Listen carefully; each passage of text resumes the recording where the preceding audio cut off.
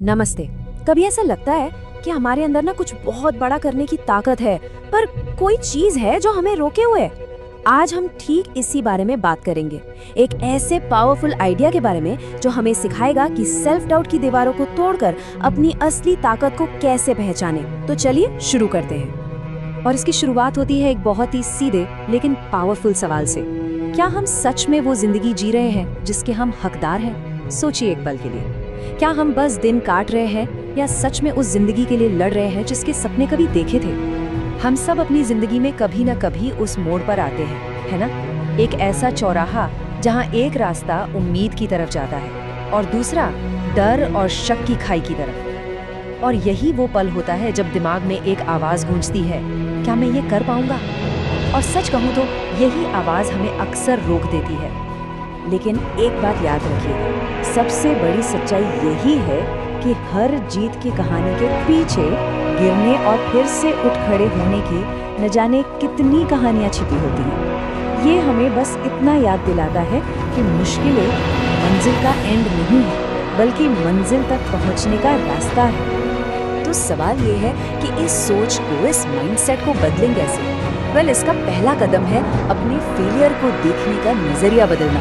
इसे एक हार की तरह नहीं, बल्कि एक सबक की तरह देखना। देखिए, असफलता का मतलब एक फुल स्टॉप नहीं है, बिल्कुल नहीं। इसका मतलब है एक मौका, एक चांस अपनी स्ट्रैटेजी को बेहतर बनाने का, अपनी गलतियों से सीखने का और डबल एनर्जी के साथ वापस आने का। ये एक तरह से रीसेट बटन है, स्टॉप बटन नहीं।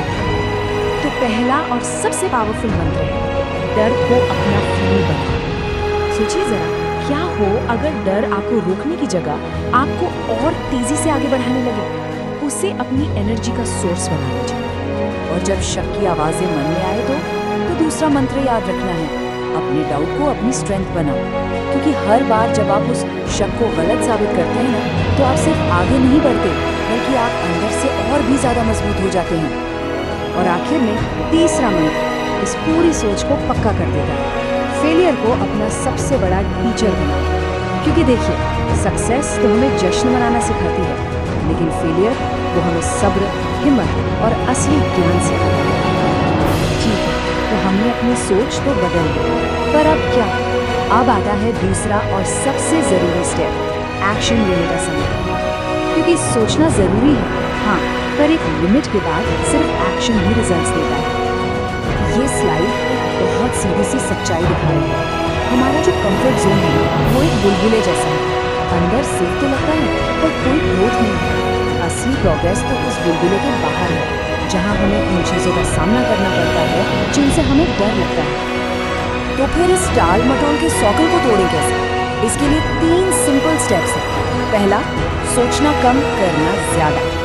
दूसरा, हर दिन बस अपने कल से थोड़ा सा बेहतर बनने की कोशिश करें। और तीसरा, एक बार गोल सेट हो गया तो बस तब तक मत रुको जब तक उसे हासिल ना कर लो। और हाँ, ये याद रखना बहुत बहुत जरूरी है, हमारे पास टाइम लिमिटेड है। ये सच में रेत की तरह हाथों से फिसल रहा है। इसे उन कामों में बर्बाद मत करो जो आपके अंदर वो आग, वो पैशन नहीं जगाते। अपने जुनून को ढूंढो और उसे अपनी सबसे बड़ी ताकत बना लो।